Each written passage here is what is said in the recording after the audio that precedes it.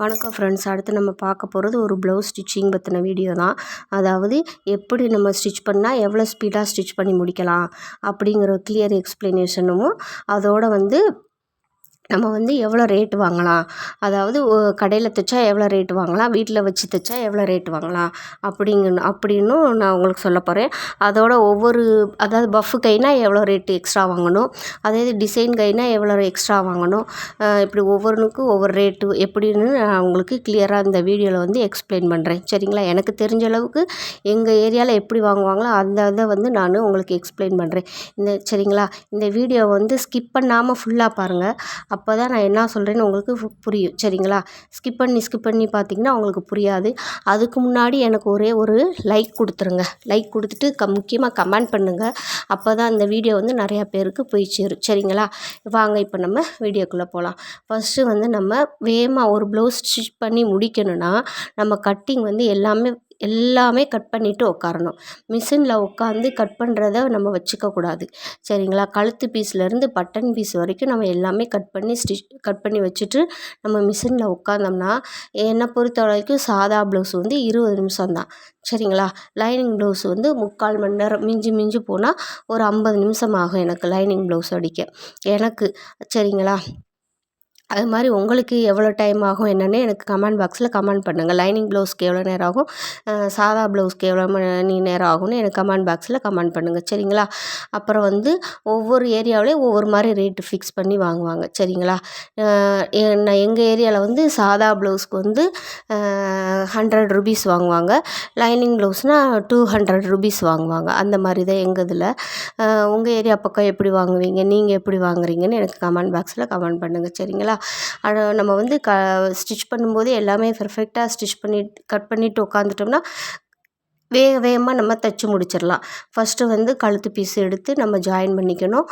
அதுக்கப்புறம் வந்து பட்டி ஜாயின் பண்ணணும். நான் இந்த மாதிரி தான் நான் வந்து கரெக்டாக வந்து ஒன்றுக்கு பின்னாடி ஒன்று கரெக்டாக ஜாயின் பண்ணி வேகமாக ஸ்டிச் பண்ணி முடிச்சிடுவேன். சரிங்களா? அது மாதிரி நீங்களும் வந்து நான் எப்படி ஸ்டிச் பண்ணுறேனோ அதை மாதிரி நீங்களும் பார்த்து அந்த மாதிரி ஸ்டிச் பண்ணி பாருங்கள். உங்களுக்கு எவ்வளோ நேரம் ஆகுதுன்னு எனக்கு கமெண்ட் பாக்ஸில் கமெண்ட் பண்ணுங்கள். சரிங்களா? ஒவ்வொரு ப்ளவுஸ்க்கும் ஒவ்வொரு மாதிரி ரேட் வாங்குவாங்கன்னு சொல்லுறாங்க இல்லையா? ஆமாங்க. நம்ம வந்து சாதா லைனிங் ப்ளவுஸ்க்கு வந்து மேக்ஸ் 200 வாங்குவோம் நாங்கள்.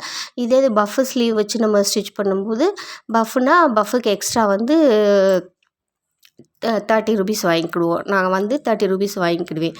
சரிங்களா? அது இதில் லேஸு ஒர்க்கு இதெல்லாம் வச்சோம்னா லேஸு எவ்வளவோ அதோட சேர்த்து ஸ்டிச்சிங்க்கு எக்ஸ்ட்ரா 20 ரூபா. லேஸ் காசோட ப்ளஸ் ஸ்டிச்சிங்க்கு எக்ஸ்ட்ரா 20 ரூபா. அந்த மாதிரி கால்குலேட் பண்ணி வாங்கிக்கிடுவேன் நான்.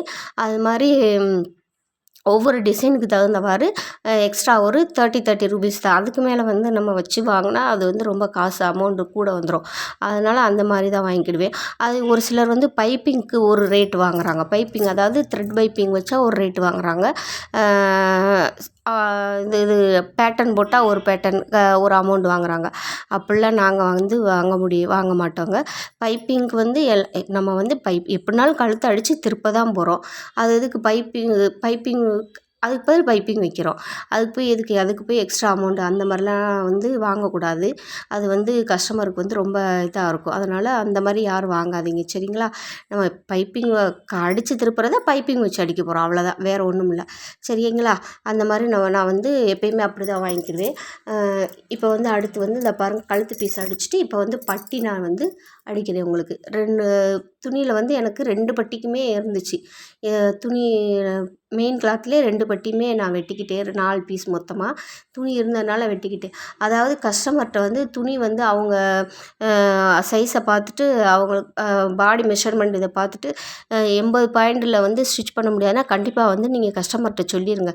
80 பாயிண்டில் வந்து உங்களுக்கு ஸ்டிச் பண்ண முடியாது, ரொம்ப கஷ்டமாக இருக்கும் அப்படின்னு சொல்லிடுங்க. நம்ம வந்து சரி ஸ்டிச் பண்ணி கொடுத்துர்லான்னு சொல்லி வாங்கினோம்னா அது வந்து ரொம்ப ஒட்டு போட்டு ஸ்டிச் பண்ணுறதா இருக்கும். அது நமக்கு ரொம்ப டைம் எடுக்கும்.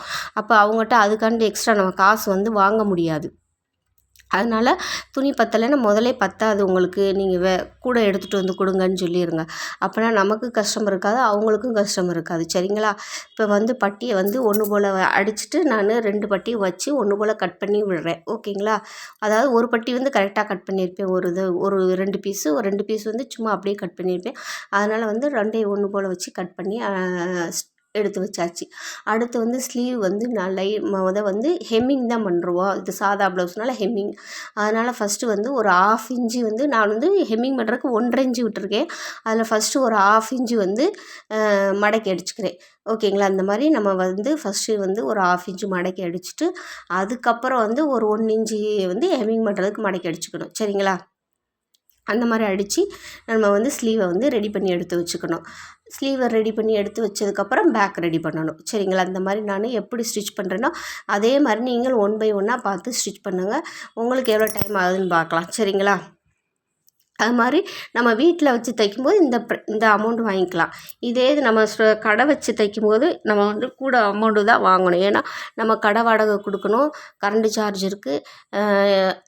நம்ம வந்து சம்பளத்துக்கு ஆள் போட்டிருந்தா கண்டிப்பாக அவங்களுக்கு நம்ம சேல்ரி கொடுக்கணும். அதனால் வந்து நம்ம கடை வச்சு தைக்கும்போது எக்ஸ்ட்ரா ஒரு அமௌண்ட்டு, அதாவது வீட்டில் வச்சு தைக்கும்போது 200 வாங்குறோம்னா கடையிலனா ஒரு எக்ஸ்ட்ரா ஒரு 50 ரூபா 250 வச்சு நம்ம வாங்கிக்கலாம். சாதா ப்ளவுஸ்னால் 125 வாங்கிக்கலாம். சரிங்களா? 125 ரூபா வாங்கிக்கலாம் சாதா ப்ளவுஸ்க்கு. லைனிங் ப்ளவுஸ்னால் 150 ரூபா அந்த மாதிரி நம்ம வந்து வாங்கிக்கலாம். சரிங்களா? சாதா ப்ளவுஸ்க்கு வந்து 150 ரூபா, லைனிங் 125 ரூபா, லைனிங் ப்ளவுஸ்னால் 250 ரூபா. அந்த மாதிரி ஸ்டிச்சிங் சார்ஜ் வந்து நம்ம வாங்கிக்கலாம். ஏன்னா நம்ம வந்து அதுக்குள்ளே தான் எல்லாமே பார்க்கணும் இல்லையா? அதனால் அந்த மாதிரி தான் நம்ம வந்து வாங்கிக்கணும். சரிங்களா? நம்ம வந்து ஒவ்வொரு மாடலுக்கும் ஒவ்வொரு ரேட்டு வச்சு வாங்கிக்கோங்க. அப்புறம் வந்து நம்ம வந்து எப்பயுமே நம்ம வந்து கஸ்டமர் வந்து கேட்ட டயத்தில் நம்ம ப்ளவுஸ் வந்து ஸ்டிச் பண்ணி கொடுத்துடணும். அப்போனா தான் அவங்க அடுத்து வந்து நம்மக்கிட்ட ஸ்டிச் பண்ண கொடுப்பாங்க. இல்லைன்னா கொடுக்க மாட்டாங்க. இவங்க லேட் ஆக்குறாங்க, நம்ம கேட்ட டயத்துக்கு கொடுக்க மாட்டேங்கிறாங்க அப்படின்னு சொல்லிட்டு நம்மளை விட்டுட்டு போயிடுவாங்க. அதே மாதிரி அவங்க அளவு ப்ளவுஸில் எப்படி இருக்கோ அப்படியே நம்ம கட் பண்ணி ஸ்டிச் பண்ணி கொடுக்கணும். நம்ம மெத்தடில் கட் பண்ணி ஸ்டிச் பண்ணி தரோம் அந்த மாதிரி இருக்கக்கூடாது. அவங்க அளவு ப்ளவுஸ் கரெக்டாக இருக்குன்னு சொல்லி கொடுத்துட்டாங்கன்னா நம்ம அந்த அளவு ப்ளவுஸ் எப்படி இருக்கோ அப்படியே தான் கட்டிங் போட்டு நம்ம ஸ்டிச் பண்ணி கொடுக்கணும். அப்படின்னா தான் அவங்க வந்து 4 பேர்கிட்ட போய் சொல்லுவாங்க, நான் எப்படி அளவு ப்ளவுஸ் கொடுத்தேன்னா அப்படியே அவங்க எனக்கு வந்து ஸ்டிச் பண்ணி கொடுத்துருக்காங்க, நல்லா ஸ்டிச் பண்ணி கொடுத்துருக்காங்க அப்படின்னு சொல்லுவாங்க. நீங்கள் அதை விட்டுட்டு நீங்கள் உங்கள் இஷ்டத்துக்கு கட் பண்ணி ஸ்டிச் பண்ணி கொடுத்தீங்கன்னா அது வந்து அவங்களுக்கு பிடிக்காது. அப்புறம் வந்து சொல்லுவாங்க இவங்க நல்லாவே தைக்கலைன்னு சொல்லிடுவாங்க. அதோட இன்னொரு மெயின் வந்து ஸ்டிச்சிங் வந்து பெர்ஃபெக்டாக இருக்கணும், நீட்டாக இருக்கணும். எங்கிட்டுமே இது இல்லாமல் நீங்கள் ஸ்டிச்சிங் வந்து பெர்ஃபெக்டாக போட்டுட்டிங்கன்னா நீங்கள் முன்ன பின்ன கொஞ்சம் லூஸு டைட்டு இதெல்லாம் இருந்தாலே பார்க்க மாட்டாங்க. ஸ்டிச்சிங் நீட்டாக பெர்ஃபெக்டாக இருந்துச்சுன்னா ப்ளவுஸ் நல்லாயிருக்கு அப்படின்னு நினச்சிக்குவாங்க. நீங்கள் ஸ்டிச்சிங்கே ஏட்டிக்கு முட்டியாக ஸ்டிச் பண்ணி கொடுக்கும்போது அவங்க பார்த்தோன்னே அவங்களுக்கு வந்து ஒரு மாதிரி இருக்கும், ஐயோ நல்லா தைக்கலையோ அப்படிங்கிற மைண்ட் செட்லேயே தான் அந்த ப்ளவுஸை வந்து போடுவாங்க. போட்டு பார்க்கும்போது அப்போ நல்லாவே இருந்தாலுமே அவங்களுக்கு அது நல்லா இல்லை அப்படிங்கிற இதில் தான் அவங்களுக்கு தோணும். அதனால் வந்து ஸ்டிச்சிங்கை பெர்ஃபெக்டாக நீட்டாக ஸ்டிச் பண்ணி கொடுத்துருங்க மேக்ஸிமம். சரிங்களா? அப்போனா தான் வந்து கரெக்டாக இருக்கும். இப்போ வந்து நான் வந்து பேக் வந்து 1.5 இன்ச்சு மடக்கி அடிச்சுட்டு டாட் பிடிச்சி எடுத்து வச்சுட்டேன்னா அடுத்து வந்து ஃப்ரண்ட்டு வந்து டாட் பிடிக்கிறேன். ஃபஸ்ட்டு மெயின் டாட் வந்து 2 ப்ளவுஸ்லையுமே 2 பீஸ்லையுமே ஃபஸ்ட்டு மெயின் டாட் பிடிச்சிடுவேன் நான். அதுக்கப்புறமா வந்து ஆம்கோல் டாட் இருக்குங்க இல்லையா, ஆம்கோல் டாட் வந்து பிடிச்சிக்கிடுவேன். அதுக்கப்புறமா தான் பட்டன் பீஸ் பக்கம் இருக்க டாட்டை பிடிப்பேன். எல்லாமே 2 தையல் போடணும். கண்டிப்பாக ஒரு தையல் போடாதீங்க, அது வந்து பிரிஞ்சுட்டு வந்துடும். நீங்கள் 2 தையல் போட்டால் தான் பிரியாது. சரிங்களா? அதனால் அந்த டாட் ஃபுல்லாக 2 தையல் கொடுத்துருங்க. அது நம்ம டாட்டுக்கு எவ்வளோ அளவு விட்டுருக்கோமோ அந்த அளவு மட்டும்தான் நம்ம டாட் பிடிக்கணும். எக்ஸ்ட்ராவும் பிடிக்கக்கூடாது, கம்மியாகவும் பிடிக்கக்கூடாது. எக்ஸ்ட்ரா பிடிச்சிட்டிங்கன்னா ஆம்கோல் வந்து நமக்கு கரெக்டாக மேட்ச் ஆகாது. கம்மியாக பிடிச்சாலுமே ஆம்கோல் வந்து கரெக்டாக மேட்ச் ஆகாது. ப்ளஸ் லூஸ் விழுகும். எக்ஸ்ட்ரா பிடிச்சிங்கன்னா ரொம்ப டைட்டாக இறுக்கி பிடிக்கும். அதனால் நம்ம எவ்வளோ டாட் மார்க் பண்ணியிருக்கோமோ அந்தளவு மட்டும் நம்ம வந்து டாட் பிடிச்சிக்கோங்க. சரிங்களா? அதே மாதிரி என்னோடய கட்டிங் வீடியோவும் நான் நிறையா கட்டிங் வீடியோ போட்டிருக்கேன். வேணுங்கிறவங்க கட்டிங் வீடியோவும் பார்த்துக்கோங்க. என்னோடய கட்டிங் வீடியோ உங்களுக்கு புரியலையான்னு எனக்கு கமெண்ட் பாக்ஸில் கமெண்ட் பண்ணுங்கள். சரிங்களா?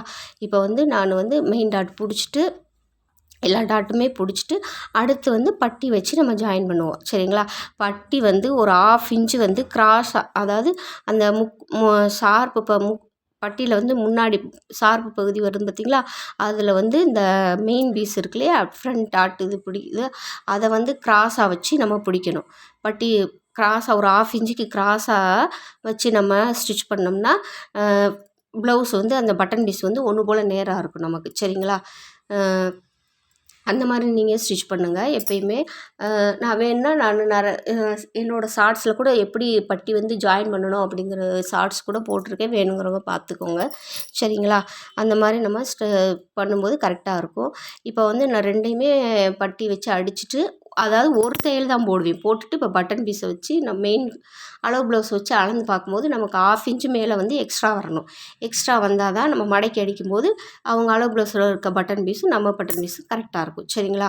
அதை நம்ம ஸ்டிச் பண்ணுற ப்ளவுஸை காட்டிலும் அது அளவு ப்ளவுஸை காட்டிலும் நம்ம ஸ்டிச் பண்ணுறது வந்து கம்மியாக இருந்துச்சுன்னா நம்ம மடக்கி அடிக்கும்போது ரொம்ப பட்டன் பீஸ் வந்து ரொம்ப கொட்டையாயிரும். அதே இது நம்ம ஸ்டிச் பண்ணுற அளவு ப்ளவுஸை காட்டிலும் நம்ம ஸ்டிச் பண்ணுற ப்ளவுஸ் ரொம்ப அதிகமாக இருந்துச்சுன்னா பட்டன் பீஸ் வந்து அதிகமாக வந்துடும். அதனால் ஒரு 1/2 இன்ச்சு தான் அந்த காட்டில் நமக்கு எக்ஸ்ட்ரா வரணும். சரிங்களா? அந்த மாதிரி வந்து நம்ம ஸ்டிச் பண்ணிக்கணும். ஓகேங்களா? இந்த மாதிரி வச்சு நான் கரெக்டாக இருக்கா இல்லையான்னு பார்த்துட்டு தான் அடுத்த 2வது தையல் வந்து நான் போட்டுக்குவேன். முதல்ல 2 தையல் போட்டுட்டு நான் பார்க்க மாட்டேன். ஏன்னா அப்புறம் ஏதாவது முன்ன பின்ன இருந்துச்சுன்னா அதை பிரிக்க வேண்டியது இருக்கும். 2 தையல் போட்டுட்டு அதை பிரிக்கிறதுக்கு ரொம்ப கஷ்டமாக இருக்கும். அதனால் ஒரு தையல் போட்டுட்டு நான் கரெக்டாக இருக்கா இல்லையான்னு பார்த்துட்டு அதுக்கப்புறம் தான் நான் வந்து இது பண்ணுவேன்.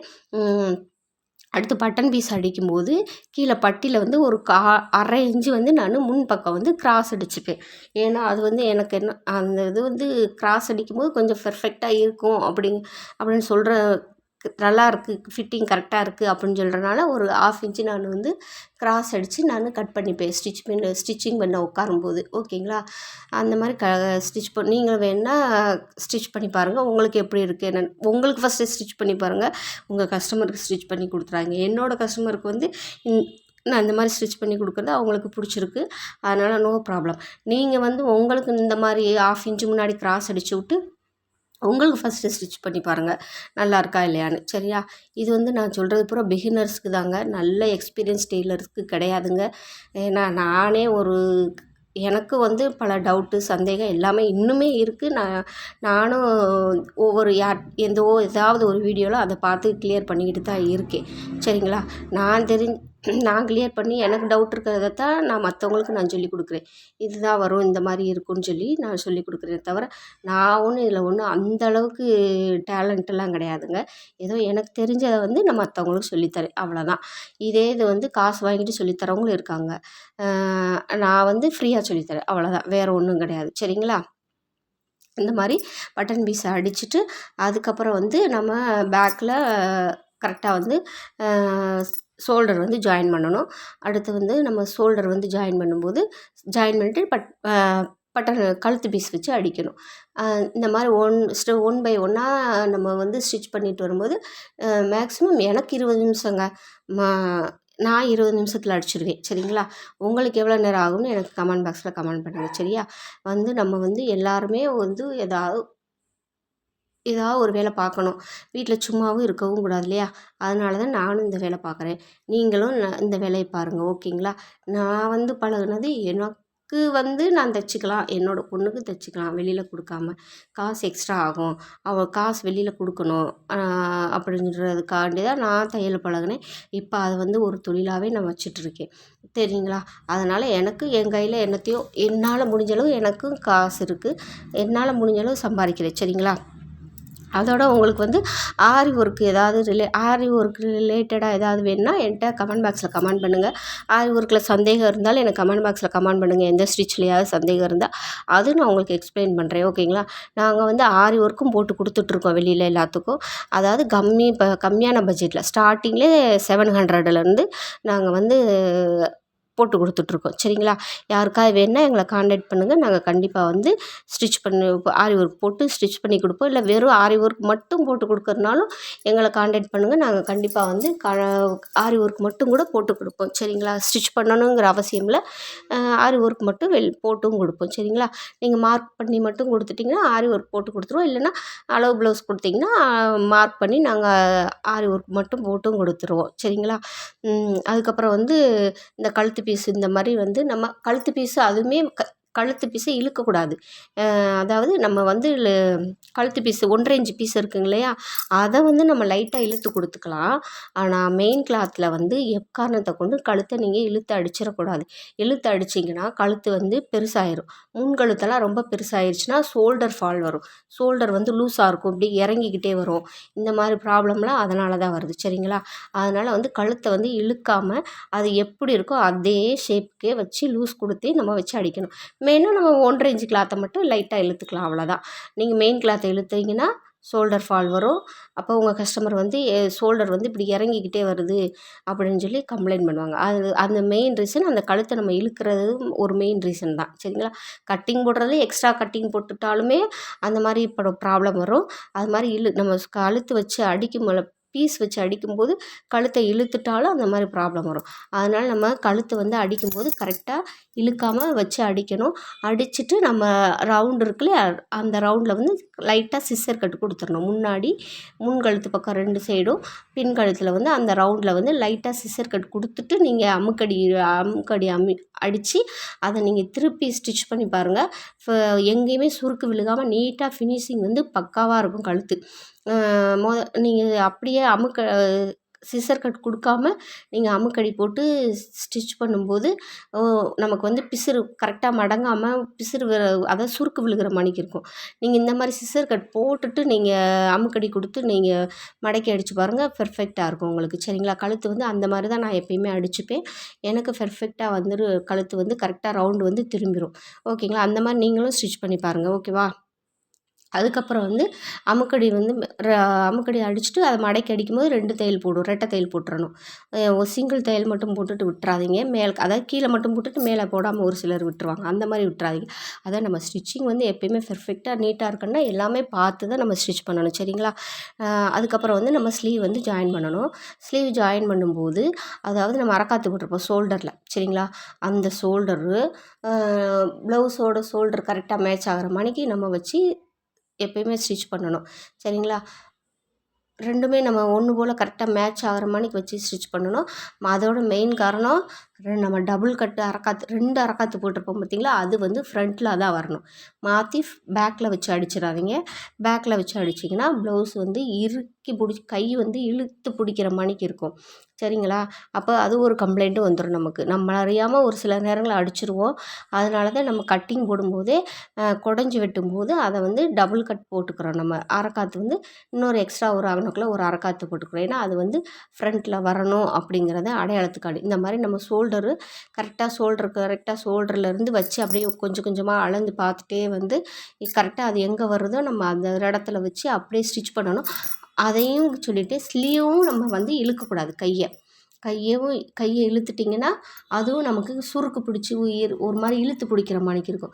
கையை வந்து அது ஷேப்புக்கே நம்ம லூஸ் கொடுத்தே அப்படியே ஸ்டிச் பண்ணிட்டு வரணும். சரிங்களா? அந்த மாதிரி ஸ்டிச் பண்ணும்போது தான் நமக்கு பெர்ஃபெக்டாக இருக்கும். சரிங்களா? இப்போ வந்து நான் ஸ்டிச் பண்ணும்போது நான் ஷோல்டர்லேருந்து கரெக்டாக வச்சு பார்த்தேன். அப்புறம் என்கிட்ட இழுத்ததுனால ஷோல்டரு அரக்காத்தும் ஸ்லீவோட அரக்காத்தும் ஷோல்டர் அரக்காத்தும் எனக்கு மேட்ச் ஆகலை. அதனால் நான் திருப்பி நான் ஃபஸ்ட்லேருந்து வச்சு பார்த்துட்டு எங்கனக்குள்ள வருது என்னென்னு பார்த்துட்டு திருப்பி வச்சு அடிக்கிறேன். திருப்பி வச்சு அடிக்கும்போது அது 2 வந்து எனக்கு மேட்ச் ஆகிருச்சு. சரிங்களா? பரவாயில்ல, ஒரு 1/4 இன்ச்சு 1/2 இன்ச்சு தானே இருக்கட்டும் அப்படின்னு வந்து நம்ம அடிக்கக்கூடாது. எப்பயுமே அந்த ஷோல்டர் வந்து கரெக்டாக மேட்ச் ஆகணும். அப்போ நம்ம மடக்கி பிடிக்கும்போது ஷோல்டரும் கரெக்டாக பெர்ஃபெக்டாக இருக்கணும். அப்போ கரெக்டாக வந்து இங்கே உட்காரணும். அப்படின்னா தான் கரெக்டாக இருக்கும். சரிங்களா? முன்ன பின்ன வச்சு நம்ம ஸ்லீவை வந்து அடிக்கக்கூடாது. சரியா? அந்த மாதிரி தப்பும் பண்ணிடக்கூடாது நம்ம. அது மாதிரி நம்ம 2 ஸ்லீவும் ஜாயின் பண்ணிவிட்டு ப்ளவுஸு ஸ்லீவ்ஸ் ஜாயின் பண்ணுவோம் பார்த்தீங்களா, அப்போ ஆம்கோல் வந்து ஸ்லீவோட ஆம்கோல் ஜாயிண்ட்டும் கரெக்டாக பெர்ஃபெக்டாக மேட்ச் ஆகணும். அதாவது ப்ளஸ் வடிவத்தில் இருக்கிற மாணிக்கு நமக்கு மேட்ச் ஆகணும். அப்படின்னா தான் நம்ம கரெக்டாக கட்டிங் போட்டிருக்கோன்னு அர்த்தம். சரிங்களா? அதாவது கரெக்டாக கட்டிங் போட்டிருக்கோன்னு அர்த்தம். இப்போ வந்து கரெக்டாக மேட்ச் ஆகலைன்னா என்ன செய்வோம், நம்ம அப்படியே டபக்குன்னு இழுத்து வச்சு அடிச்சிருவோம். அது மேக்ஸிமம் எல்லாருமே அப்படி தான் செய்வோம். அப்படி போடும்போது நம்ம கட்டிங் வந்து எதுலேயோ தப்பு விட்டுருக்கோன்னு அர்த்தம். சரிங்களா? ஒன்று பட்டியை வந்து கம்மியாக கட் பண்ணியிருப்போம், இல்லை ஆம்கோல் இதை வந்து அதை ஸ்லீவ் ஜாயின் பண்ணும்போது ஒரு சைடில் வந்து அதிகமாகவும் அந்த ஆம்கோல்கிட்ட அந்த ஜாயிண்ட் கடைசியில் ஆம்கோல்கிட்ட வந்து ஒரு சைடு வந்து அதிகமாகவும் இன்னொரு சைடு வந்து கம்மியாகவும் அடிச்சிருப்போம். அதாவது அங்கேருந்து அடிச்சுட்டே வரும்போது 1/2 இன்ச்சில் அடிச்சுட்டு வந்திருப்போம்.